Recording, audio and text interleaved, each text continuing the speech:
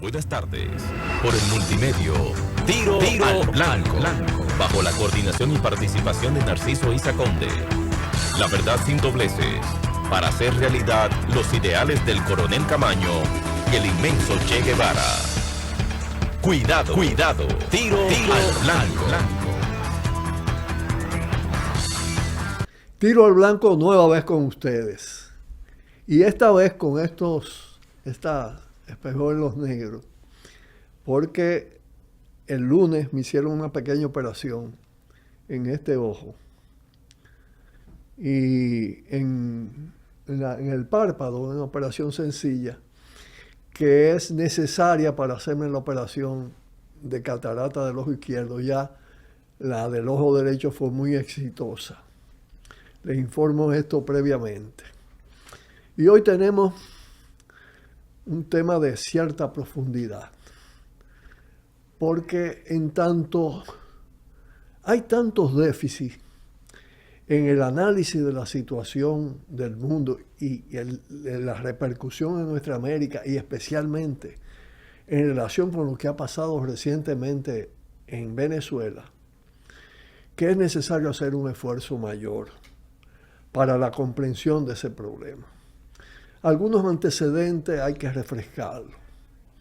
A final del siglo pasado, en las últimas 2 décadas del siglo pasado, se escenificaron, se desataron, agudizándose 2 crisis simultáneas.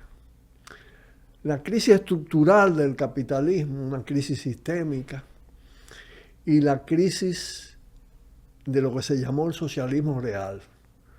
Los regímenes estatistas, muy burocratizados, de la Europa soviética, vamos a decir.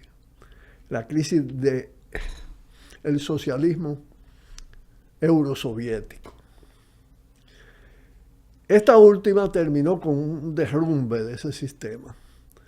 En la crisis capitalista, las cúpulas le dieron una respuesta que fue la reestructuración neoliberal. Todas las políticas neoliberales de privatización, del llamado libre mercado como falacia, todo eso.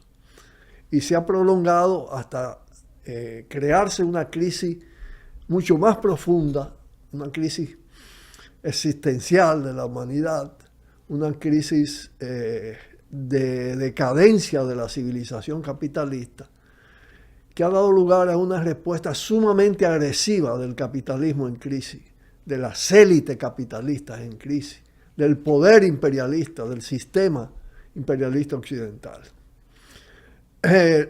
Entonces, el tema es que esa crisis ha tenido mucho que ver con lo que pasa en nuestro continente.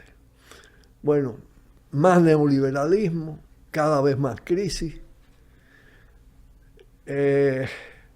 Eso golpeó naturalmente el derrumbe de los países del este, golpeó la posibilidad de expansión de la lucha por la independencia y por el socialismo a escala del planeta, en la humanidad. Porque entonces se pregonizó el fin definitivo del entierro del socialismo, del comunismo y el triunfo definitivo del capitalismo. Sin embargo, si la posibilidad se afectaron, la necesidad de los cambios tuvo mucha intensidad posteriormente, a partir de las grandes desigualdades que crearon las políticas neoliberales. La necesidad de la revolución, la necesidad de la independencia, las luchas antiimperialistas, la lucha contra el neoliberalismo se incrementaron. Y se producen 2 acontecimientos muy cercanos. El zapatismo en México, la insurgencia zapatista en México, que tiene que ver con el presente mexicano, porque no es accidental que el dirigente político de avanzada que más se solidarizó con el zapatismo sea hoy el presidente de México. Como tampoco fue accidental la emergencia después del Caracazo en Venezuela del chavismo, de Chávez, de la rebelión político-militar de Chávez. Y sin duda alguna, Maduro es un producto de eso, ¿no? No son cosas iguales cuando suceden esas sucesiones, porque en fin de cuentas, todo parece indicar que a Chávez, por métodos de inducción muy perversos, lograron eliminarlo, ¿no? Bueno, tenemos a Maduro en Venezuela, a López Obrador, pero además se produjo una oleada de cambios en dirección a la independencia, a cambios sociales, con una gran diversidad, en algunos casos con poca profundidad, en otros con más impronta transformadora, como el caso de Bolivia, como el mismo caso de Honduras en un momento determinado.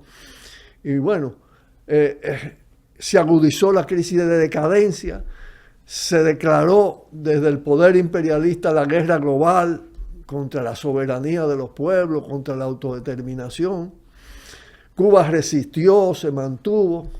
Venezuela ha sido cercada, acosada. Cuba y Venezuela prácticamente asfixiadas. En igual medida Nicaragua. Y entonces los golpes de Estado en diferentes países, ¿no? Para tratar de restablecer el poder de la ultraderecha y la guerra de cuarta y quinta generación. En el proceso reciente de Venezuela está eso muy presente. Eso es importante reflexionarlo. La práctica de las guerras de cuarta y quinta generación.